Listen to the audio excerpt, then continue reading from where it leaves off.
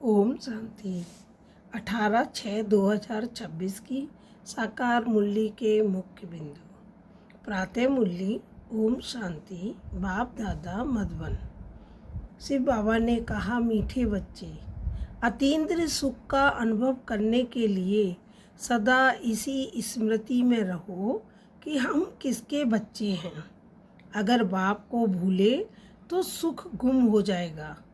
मीठे बच्चे, अतीन्द्रिय सुख का अनुभव करने के लिए सदा इसी स्मृति में रहो कि हम किसके बच्चे हैं। अगर बाप को भूले तो सुख गुम हो जाएगा।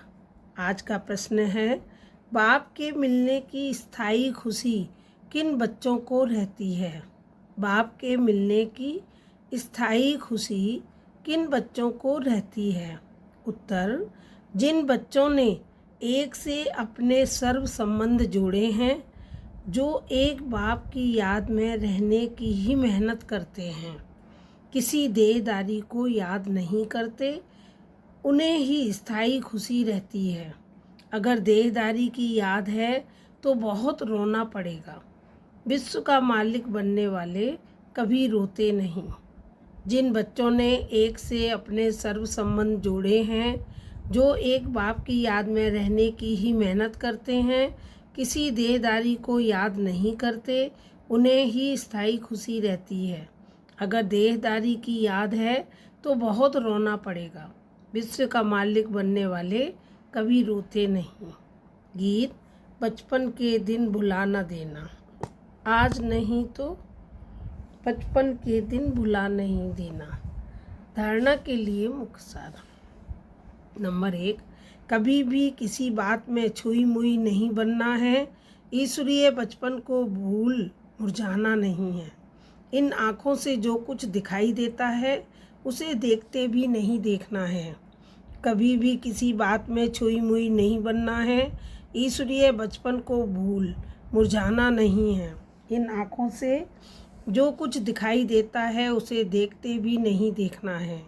नंबर 2, एक बाप की याद में ही कमाई है, इसलिए देहदारियों को याद कर रोना नहीं है। बाप और वर्षे को याद कर विश्व की बादशाही लेनी है। एक बाप की याद में ही कमाई है, इसलिए देहदारियों को याद कर रोना नहीं है। बाप और वर्षे को याद कर विश्व की बादशाही लेनी है। आज का वरदान, श्रेष्ठ मत के आधार पर मायावी संग दोष से परे रहने वाले शक्ति स्वरूप भव। श्रेष्ठ मत के आधार पर मायावी संग दोष से परे रहने वाले शक्ति स्वरूप भव। वरदान का सार है, बच्चों की एक कंप्लेन रहती है कि संबंधी नहीं सुनते, संग अच्छा नहीं है, इस कारण शक्तिशाली नहीं बन सकते। लेकिन श्रेष्ठ मत के आधार पर ज्ञान स्वरूप शक्ति स्वरूप के वरदानी बन अपनी स्थिति को अचल बनाओ। साक्षी होकर हर एक का पाठ देखो। अपने सतोगुणी पाठ में स्थित रहो। सदा बाप के संग में रहो तो तमोगुणी आत्मा के संग के रंग का प्रभाव पड़ नहीं सकता। बच्चों की एक कंप्लेन रहती है कि संबंधी नहीं सुनते, संग अच्छा नहीं है, इस कारण शक्तिशाली नहीं बन सकते। लेकिन श्रेष्ठ मत के आधार पर ज्ञान स्वरूप शक्ति स्वरूप के वरदानी बन अपनी स्थिति को अचल बनाओ। साक्षी होकर हर एक का पाठ देखो। अपने सतोगुणी पाठ में स्थित रहो। सदा बाप के संग में रहो तो तमोगुणी आत्मा के संग के रंग का प्रभाव पड़ नहीं सकता। स्लोगन, कर्मयोगी वह है जो कर्म के कल्प वृक्ष की डाली पर बैठ कर्म करते भी उपराम स्थिति में रहे। कर्मयोगी वह है जो कर्म के कल्प वृक्ष की डाली पर बैठ कर्म करते भी उपराम स्थिति में रहे। ये अव्यक्त इशारे। सदा हर्षित रहने के लिए अपनी नेचर को सरल बनाओ, सहनशील बनो। जैसे कोई की विशेष नेचर होती है, उस नेचर के बस न चाहते हुए भी चलते रहते हैं। कहते हैं, चाहती नहीं हूँ लेकिन मेरी यह नेचर है। ऐसे आप बच्चों की सरल नेचर हो, जो सबको अनुभव हो, कि यह सहज योगी स्वतः योगी हैं। क्या करूं, कैसे योग लगाऊं, यह बातें खत्म हैं ही सदा सहयोगी अर्थात योगी।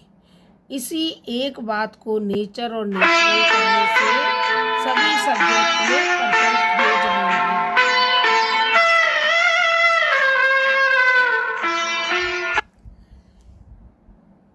मीठे मीठे से खिलते बच्चों प्रति माता पिता बाप दादा का याद प्यार और गुड मॉर्निंग।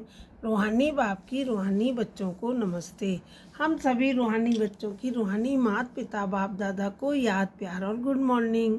शुक्रिया बाबा शुक्रिया, मीठे बाबा शुक्रिया, प्यारे बाबा शुक्रिया, मेरा बाबा शुक्रिया।